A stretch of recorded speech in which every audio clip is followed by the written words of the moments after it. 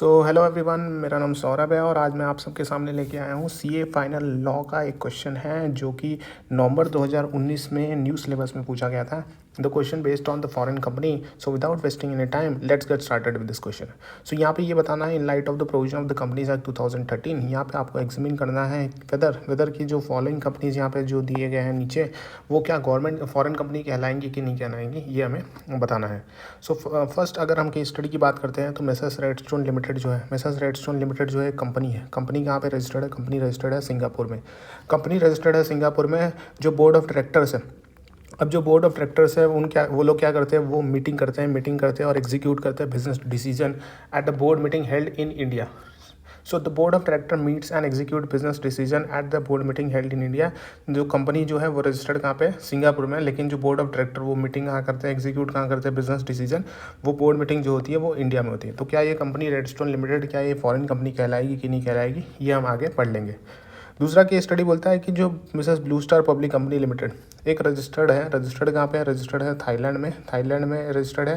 And authorise करती है किसको? ऑथराइज़ करती है मिस्टर वाई को इन इंडिया, जो इंडिया में है मिस्टर वाई, कि आप जाओ मिस्टर वाई कस्टमर को फाइंड करो और एंटर करो contract with them on behalf of the company. आप कस्टमर को कॉन्ट्रैक्ट में एंटर करो कस्टमर के बिहाफ में, और किसके बिहाफ पे एंटर करोगे? कंपनी के बिहाफ पे एंटर करोगे। तीसरा केस स्टडी ये बोलता है कि मिसेस एक्सीएक्स लिमिटेड जो है एक मिसेस एक्सीएक्स लिमिटेड लाइबिलिटी कंपनी है जो रजिस्टर्ड है कहाँ पे? दुबई में रजिस्टर्ड है और इंस्टॉल कर देती है अपना मेन सर्वर कहाँ पे? दुबई में मेन सर्वर इंस्टॉल कर देती है for maintaining office automation software by cloud computing for its client in India. अच्छा, सो यहाँ पे क्या हो रहा है? यहाँ पे जो एक्सीएस लिमिटेड लाइबिलिटी कंपनी है जो रजिस्टर्ड कहाँ पे है? दुबई में है। अब क्या करती है? ये इंस्टॉल करती है अपने मेन सर्वर कहाँ पे इंस्टॉल करती है? दुबई में for maintaining office automation software by cloud computing for its client कहाँ पे है? क्लाइंट है इंडिया में। क्लाइंट कहाँ पे है? क्लाइंट है इंडिया में। सो क्या यहाँ पे बताना है मुझे कि आप लोग को बताना है कि क्या ये तीनों कंपनीज जो दी गए कि ये फॉरेन कंपनीज हैं कि नहीं है, ये आप सबको बताना है। सो अगर हम आंसर की बात करते हैं तो फॉरेन कंपनी सबसे पहले हमें डिफाइन करना पड़ेगा what is foreign company. So determination of the status of foreign company क्या होता है, सबसे पहले ये बताना पड़ेगा। सो सेक्शन 2 सबसेक्शन 42 बात करता है कंपनीज एक्ट 2013 का, फॉरेन कंपनी के बारे में बताता है, मीन्स फॉरेन कंपनी के बारे में बताता है। सो फॉरेन कंपनी मतलब क्या होता है? Foreign company means any company, foreign company means any company और अ बॉडी कॉर्पोरेट जो इनकॉर्पोरेट हुआ है आउटसाइड इंडिया में। Foreign company means any company या फिर बॉडी कॉर्पोरेट जो इनकॉर्पोरेट आउटसाइड इंडिया में हुआ है, लेकिन which has a place of business in India, जिसका प्लेस ऑफ बिजनेस इंडिया में है, वेदर बाय इटसेल्फ और थ्रू एन एजेंट फिजिकली और थ्रू एन इलेक्ट्रॉनिक मोड। जिसका प्लेस ऑफ बिजनेस इंडिया में है, या तो खुद से है या तो एजेंट से, फिजिकली है या तो इलेक्ट्रॉनिक मोड से है, and conduct a business activity in India in any other manner. So यहाँ पे क्या बोल रहा है? फॉरेन कंपनी में से कंपनी और body corporate incorporated outside India. कहाँ पे इनकॉर्पोरेट है? Outside India. लेकिन जिसका प्लेस ऑफ बिजनेस जो है वो इंडिया में है, वेदर बाय इटसेल्फ है या फिर थ्रू एन एजेंट है, फिजिकली और through electronic mode, and conduct करती है अपना business activity in India in any other manner. So accordingly अगर हम बात करें तो अब अगर कोई भी कंपनी को फॉरेन कंपनी क्वालिफाई करना है तो कंपनी के पास फॉलोइंग फीचर्स होने चाहिए। फॉलोइंग फीचर्स कौन से होने चाहिए? कि वो जो कंपनी है वो इनकॉर्पोरेट कहाँ पे होनी चाहिए? आउटसाइड इंडिया में होनी चाहिए। एंड उसका प्लेस ऑफ बिजनेस कहाँ पे होना चाहिए? उसका प्लेस ऑफ बिजनेस इंडिया में होना चाहिए। So company incorporated outside India जिसका place of business in India, company incorporated outside India जिसका place of business in India. So place of business में be hold by the company directly और through an agent. यहाँ पे जो place of business होगा वो कैसे होगा? प्लेस ऑफ बिजनेस या तो खुद कंपनी रख लेगी डायरेक्टली या तो यहाँ पे एजेंट के थ्रू यहाँ पे करवा लेगी। सो फिर जो प्लेस ऑफ बिजनेस होगा या तो फिजिकली होगा या फिर इलेक्ट्रॉनिक मोड होगा। सो फिजिकली भी यहाँ पे प्लेस ऑफ बिजनेस एक ऑफिस खोल दिया, वो फिजिकली मोड, या फिर कंपनी कोई ऑफिस नहीं खोल रही, इलेक्ट्रॉनिकली यहाँ पे बिजनेस कर रही है, तो दैट विल ऑल्सो भी qualify as a place of business in India. So it must conduct a business activity of any nature India. So यहाँ पे जो हो रहा है, यहाँ पे आप फेस ऑफ बिजनेस को ओपन तो कर ले, सब चीज़ हो रहा है, पर आपको बिजनेस एक्टिविटी भी तो करना है। सो it must conduct any business activity of any nature in India, कोई भी नेचर की बिजनेस एक्टिविटी, तो इसे ये फॉरेन कंपनी, अगर ये सारी फीचर्स अगर सेटिस्फाई हो जाता है तो ये कंपनी जो हो जाएगी वो फॉरेन कंपनी कहलाएगी। अगर फिर आगे बढ़ते हैं तो आगे बात करता है रूल टू जो है company registration of foreign companies rules 2014, जो डिफाइन करता है टर्म इलेक्ट्रॉनिक मोड। क्या डिफाइन करता है? Term electronic mode. So electronic mode के अंदर क्या क्या चीज़ें आएगी वो रूल 2C बताएगा, 2(1)C बताएगा। So as to mean the carrying out electronically based.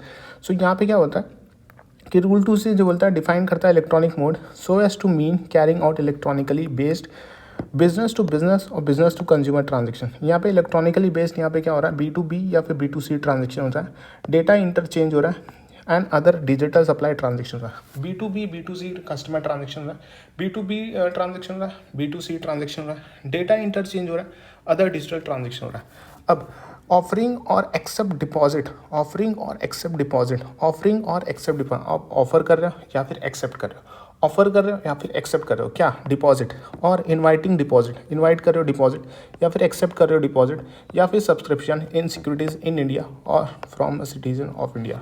In India आप सिक्योरिटीज़ वो कर रहे हो, एक्सेप्ट कर रहे हो या फिर डिपॉजिट एक्सेप्ट कर रहे हो, और from a citizen of India, और from citizen of India, citizen of India से मतलब इंडियन सिटीजन से आप ये सारी चीज़ें ऑफर ले रहे हो।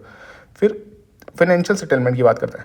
Financial settlement, web based marketing, advisory, transactional services, database services and product supply chain management, ये सारी पार्ट भी बन जाती है, इलेक्ट्रॉनिकली मोड के अंदर आ जाता है कि फाइनेंशियल सेटलमेंट हो रहा है, वेब बेस्ड मार्केटिंग हो रहा है, advisory and transactional service, database service, product supply chain management etcetera.